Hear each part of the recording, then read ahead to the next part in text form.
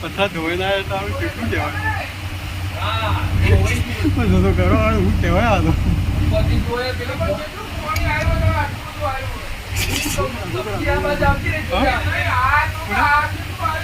અરે ખરી હું ચેકડેમ બાકી ગયેલો હશે ભાઈ એવું જ લાગે છે ચેકડેમ હશે ને ચેકડેમ હશે કદાચ આખો તૂટી ગયેલો ને લાવો